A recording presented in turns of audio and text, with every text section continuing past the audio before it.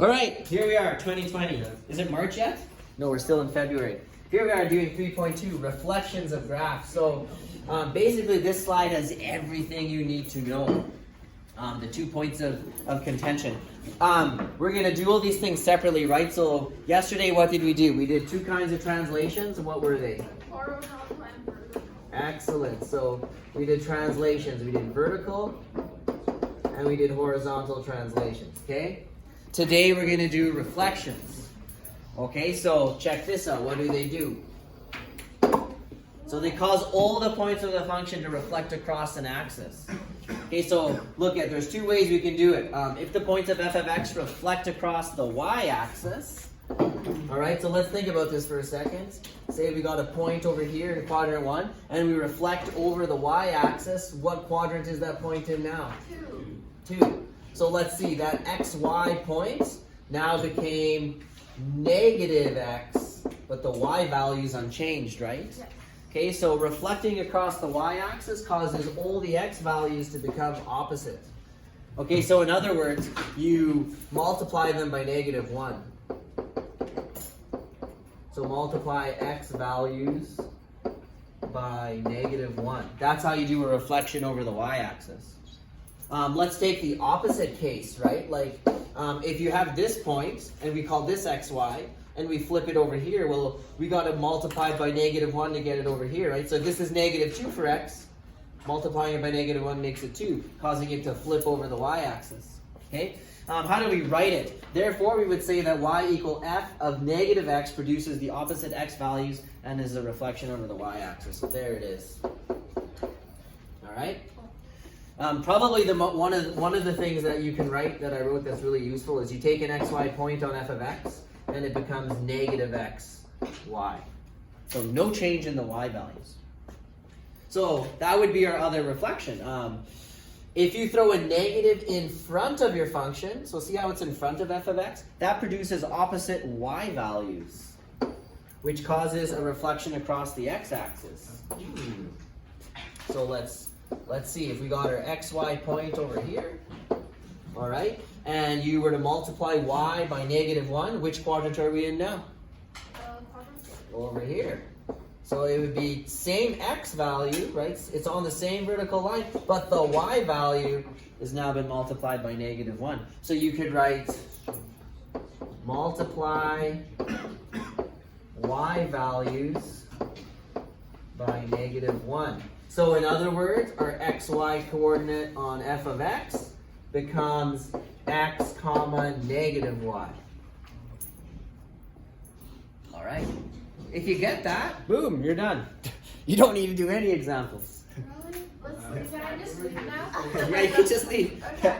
Yeah, well, I mean, like, so in theory, it makes sense, right? Yeah. That's a good start. Obviously, we're going to do some examples to see, like, all the intricacies and things that can happen. Like, starts getting a little tricky if we do both reflections, right? Imagine when we start throwing in vertical and horizontal translations at the same time. Okay, which is, we're just building up. I think it's on our fourth lesson where we put it all together. Okay, so there's a really nice way of tying it all together. So today we're just doing this one. I could put a -2 in front of here, and then instead of multiplying your y values by -1, you'd be multiplying by -2. So we'll look at some stuff like that. So here's the same thing again, just maybe summarized. It's basically summarized the same, but there's a couple pictures for you to look at. Okay, so in all cases, this is our original function. So they're saying this is y equals f of x, and here's our xy coordinate. And they're just showing you the two possibilities. Okay, so if you go f of -x, well, that causes a flip in the y-axis. And you kind of see how there's an opposite effect there. There's an opposite effect, right? Like multiplying your x values by -1 causes it to flip over not the x-axis, the y-axis. And if you think about it, it makes sense, but that's how I used to remember it. I'd be like, if you multiply your x values, it's the opposite thing. It flips over the y-axis. You guys see that? Yeah. Makes sense? Okay. If you multiply your y values by -1, it flips over the x-axis. And it makes sense when you see the picture. Like, well, of course, if my y value's here multiplied by -1, now it's down there. So what axis did you flip over? Oh, the x-axis. Okay? So, that's a really nice visual. I really like that picture. I'm a big fan of pictures. I should have became an art teacher. All right?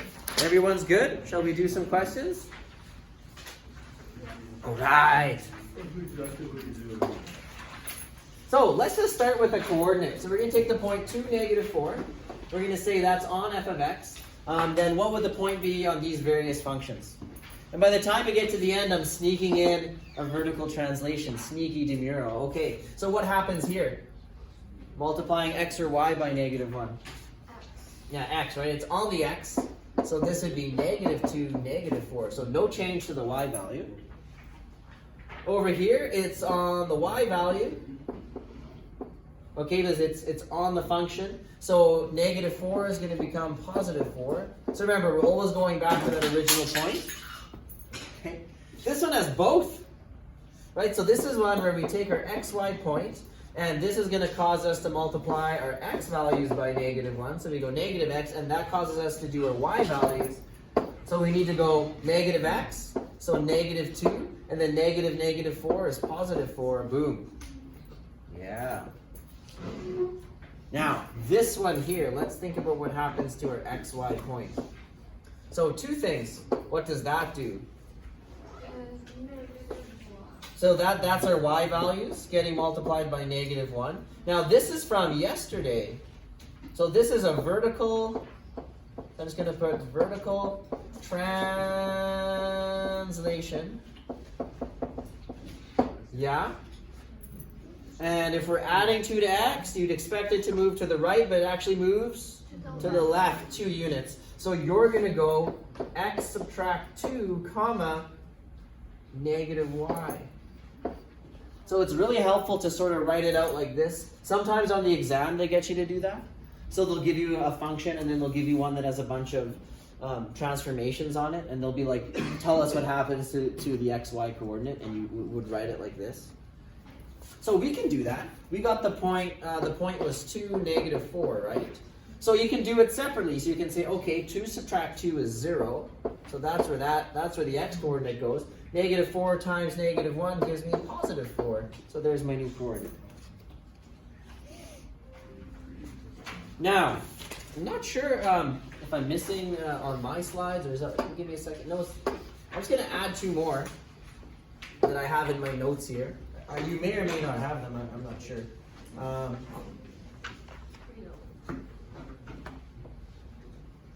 Yeah, I don't know, so let's add an E.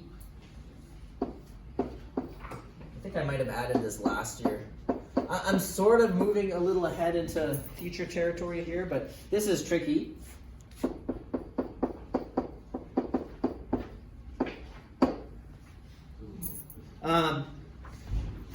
The coefficient on your x term must be +1. Okay, so for Euler transformations to work properly, this coefficient has to be +1. So it's fine if you just have one thing in the brackets, but as soon as you start putting in a vertical translation, you need to pull out the negative. So I'm just going to write tricky. X coefficient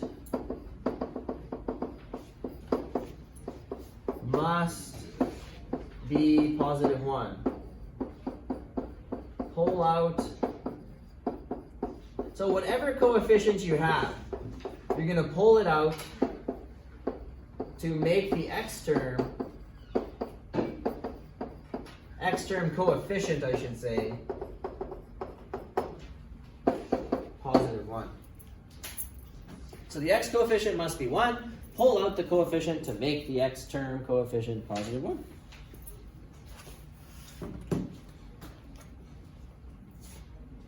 Let's make sure everybody's got that. Excellent. Thanks for nodding your heads. So, what's the coefficient right now on the x term? -1. So I'm going to pull out a -1. Now that just means dividing each term by -1. So -x divided by -1 is x. +2 divided by -1 is -2. Ah, now I can see what my transformations are here. So what do we got? This is a vertical translation of 2 units which direction? To the right. So if you leave that in here, you don't get that. You would say, oh, it's 2 units to the left. But actually, when you pull out the -1, this is the format it needs to be, and it's actually 2 units to the right. And then this -1 in front of the whole thing, that means you have a reflection over which axis? When you multiply your x values by -1, which axis do they flip over? It's always the opposite axis, reflection over y-axis.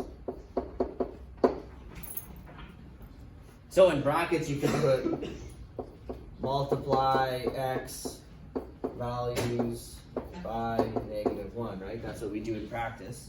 This is how we describe it. That's what we actually do to the x values. Now remember, your exam loves those, explain questions, describe, and they'll ask you, they'll be like, describe the transformations. So you might have to say, okay, well, there's a reflection over the x-axis, there's a reflection over the y-axis, and a vertical translation of 2 units to the right. Anybody wondering the order that we do these things in? Does it matter? Can I just do this first and then do that? Or do I need to do the reflection first and then do the translation? I feel like you need to Translation first? Yes. No? Yeah. What's, here's an easy way to remember it. What's order of operations? Bed mass. Okay, I'm glad you said that. Now what's bed mass? What's the B for? Brackets, and then exponents, and then division, multiplication. So here's the good news. Transformations on graph follow order of operations. So this means we multiply our x values by -1. You do multiplication before addition. Okay, so again, I'm sort of moving ahead, but in about 2 days, less than 2 days, we're going to be doing like 3 or 4 or 5 transformations at once. The order you do them in is order of operations. So if you have a transformation where you're multiplying or dividing, you do that first.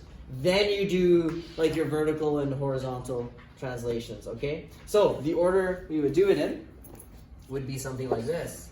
So you take that xy point, and you do it separately for x and for y. So as long as you do that for x and you do that for y, you're always going to get the right answer. So in this case, we go -x, and then we add 2, and we do nothing to our y. So we can write ourselves another note. It's more for in a couple days, but I'm going to write the order. I'm going to type it, I think. I'm going to write it. I'm going to do it in black. Okay. The order of transformations follows, I'm just going to say order of operations. And really the only thing we need to worry, I'm just going to go i.e. multiplication /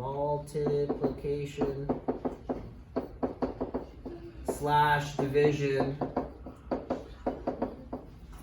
before addition subtraction. Okay? The order of transformations follows order of operations. So in our case, we're always going to do any transformation that involves multiplication and division before addition and subtraction. And that's easy to remember because it's like, how do I do it? It's like, well, it's just order of operations. You guys have known that since like what, grade 6? Yeah? Great. Now you could go home. Now you know everything. You haven't done a single example, really, but you could potentially, if you like truly get that, you technically could. I mean, me personally, I'd want to practice. Yeah. You just watch it at home, yeah. So there's a video. One of the videos Hartle took. It's like the screenshot that YouTube picked is like him at the front, like clutching his binder. Like, what was that all about? Because was that just part of what he does? He like stands here like this. Yeah. Yeah. Okay. It's a heavy binder. No, Hartle needs both hands, both arms, Demuro always just does it with one. You guys notice that? All right, everyone's good. We didn't actually transform our point yet. We wrote what happened, so let's put it up here. Here we go. So multiply it by -1 first to get -2, then add 2. So you get overall 0. Yeah. There you go. And by the way, you can transform x and y independently of one another. Okay, so again, more towards next time, but so you can do all your transformations to your x variable as long as you follow order of operations, and then you can do all your transformations to your y variable. Okay, they won't affect one another. Okay. This seems to be the best place where it's situated, because when we were just mostly drawing radicals and then you guys were drawing rational functions, you guys weren't doing transformations to them. Like we kind of talked about how, we sort of set it up. Yeah. But yeah, certainly I suppose you could switch the order of the units. I don't think it'd make a huge difference. But anyways, listen, Mr. Hartle decided this. Oh, really? He's so wise. Why would I question Mr. Hartle? Obey, Hartle.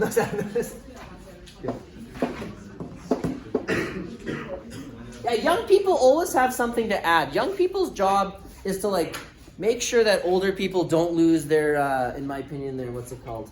Their, oh gosh, what's the word? Their enthusiasm. Yeah.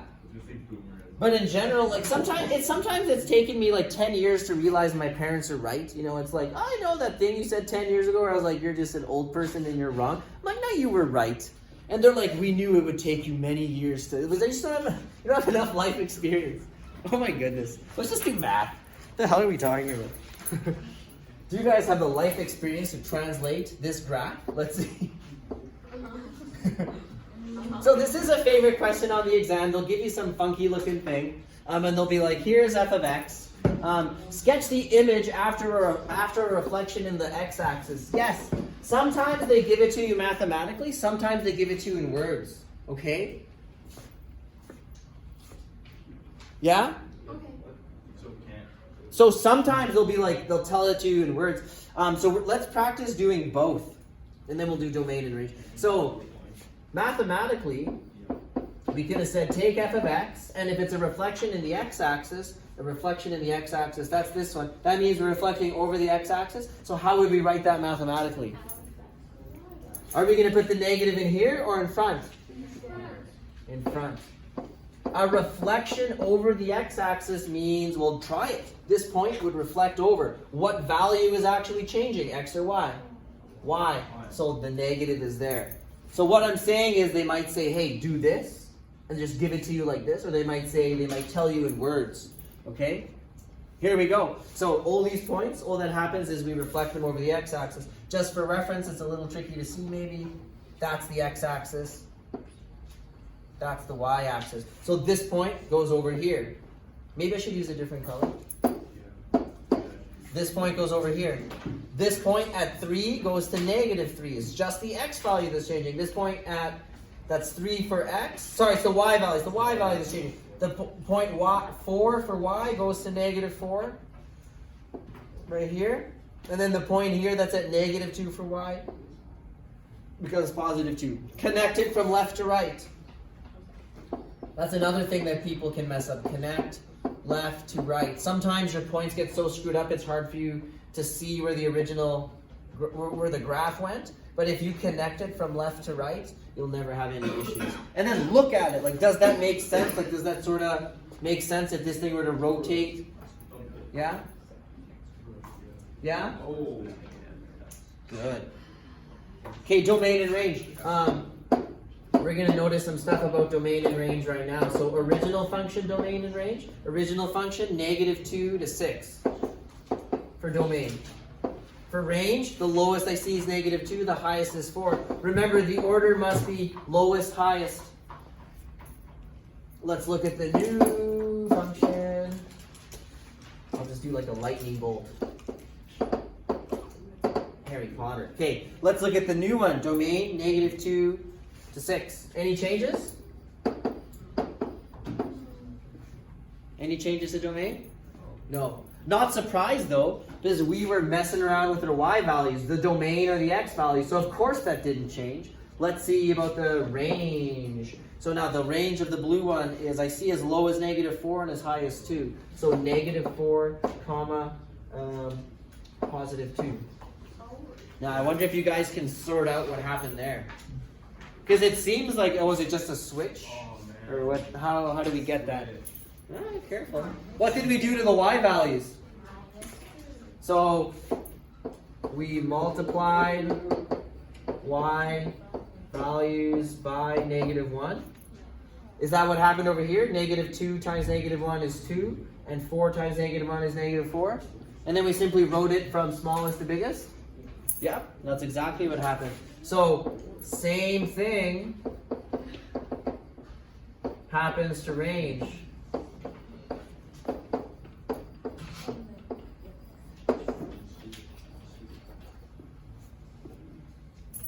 So put that in your brain tank. Okay. We can do another one. We'll do another one. Yeah, right away. So we'll do the try it yourself because this time we're doing the image of the graph after reflection in the y-axis. And then we'll do the same thing with domain and range. So we're going to take that original. Notice how they're using g of x this time. So a reflection in the y-axis means that we are multiplying. So, and you can think. You can be like, okay, I got a point. I'm reflecting in the y-axis, so now it's over here. Was it x or y that changed? It's the x. So that means that I would write it like that. Is that correct? That is correct. Yes, because again, they could tell it to you in words. They could tell it to you using math. And they love to do both. So throughout the exam, you'll get a smattering of both. Okay, so here we go. Different color, I'll use blue. Let's just go ahead and do it. So we are basically taking our xy point on the original g of x, and we are multiplying the x value, right? Yes? Like this? Yes or no? What? Yeah. Okay. Well, we have these conversations, we ask you guys questions, and like nobody answers. Did you write it? Probably because nobody's here. I'm just talking to an empty room. Just all for the benefit of YouTube. Okay, here we go. So this point, we're going to multiply the x value. So it's at, what is it, -3. So it's going to go to +3. This point at -1 is going to go to +1. This point over here that's at +3 is going to go to -3. This point here that's at 5 for x is going to go over to -5. So right there. He says, so you see what I mean though, but connecting the dots, it's like, oh, well, where do I start? From left to right. So start on the left and just go to the next closest one, the next closest one, the next closest one. There. Does that sort of make sense? If this were to reflect over, it kind of makes sense. This reflects over, yeah? Now that whole visual thing, like some people are really good at that. And they just see it. Other people are less good at it. I'm sort of like, I would rate myself as like, average at it. When in doubt, you're probably average at it. Questions? No? Let's do domain and range. So original function, I'll do it in black. By the way, remember if you have different colors, it's pretty useful. So like if I were to do this in math, I'd be like, yeah, well the black stuff is the g of x stuff, well the blue stuff is the new function. Doesn't seem like a big deal, but it is. Okay, there we go, -3 to 5. And for range, what do we got? What do we got? You guys tell me. Yeah, -2 to 2. Perfect. Okay, now in blue. Don't forget to make the sound effect. Lightning strikes. Let's look at the new domain. The new domain is from -5 to 3. Any changes? No. What? Oh, yeah. Yeah, some change. And remember, we were messing with the x values. What happened? Did we just multiply them by -1? Yeah? Isn't that exactly what we did over here? Sure is. Yeah. So that's going to always be the case if I haven't made it clear. Like, what you do to your x values, you're doing to your domain. So if you added 2 to your x values like we discovered yesterday, it adds 2 to each of the domain values. It makes sense, right? Like if you're shifting 2 units that way, it's just your domain's gonna shift too. That makes sense. So any change in the range, I'm not even gonna look, I'm just gonna write that, but was there a change? Nope. Was there? No. No change. So, the domain values were multiplied by -1, and just to make it really obvious, same as the transformation. Boy, they love domain and range questions in terms of transformations on your exam. Right? Like they'll just be like, here's the domain and range of a function. Here's a transformation. What's the new domain and range? That's a question. So they'll give you no picture, no nothing. They'll just be like, here it is. Here's a transformation. What's the new domain and range? 2-mark question. That's a 2-mark question that should take you like about a minute. Now, we really don't need to do this next question. It's way harder than what I've never seen them doing this for one of these graphs. What kind of graph is this? What's the degree? 4. Degree is 4. How do you know? Does it look like a parabola as far as end behavior? And is it a positive or negative leading coefficient? Positive leading coefficient. Why? Because it's up on both sides. Yeah. But yeah, so we're not going to do any transformation. Too much work. They don't give you these wavy functions. They like to give you blocky things because it's easier. I've never, ever seen a question like that, so we're just going to skip it. It's a little bit too tricky. I'm a big believer of not making it any trickier than it needs to be. So, like in the case of when we're trying to get ready for this, exam, whatever it is. All right.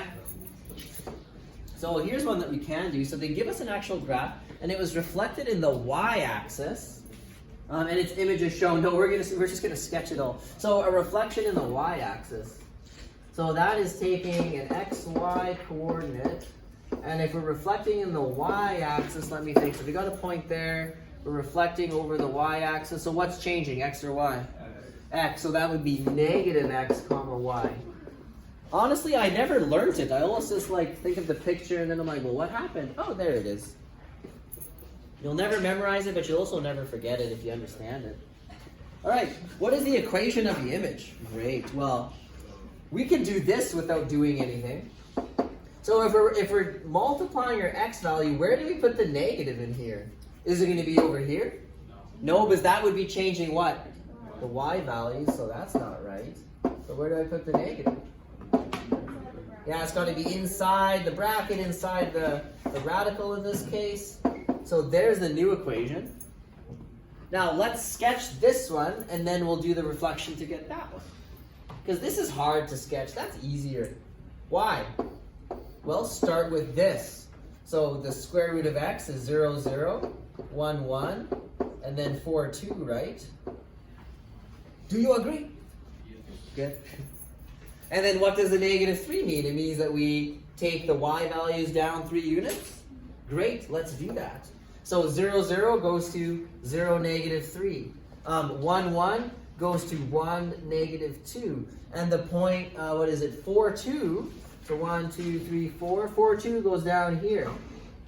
Now, on the exam, would they like the x-intercept in general? Yeah. Yes, we always need our x-intercepts. Okay, so need x-intercept. What's the definition of the x-intercept? X-intercept is y equals 0. So we can solve for it. So if it doesn't come about naturally when you shift a couple points, just solve for it. So plug it into original equation, y equals 0, and solve for x. So add 3 to both sides. How do you get rid of the square root?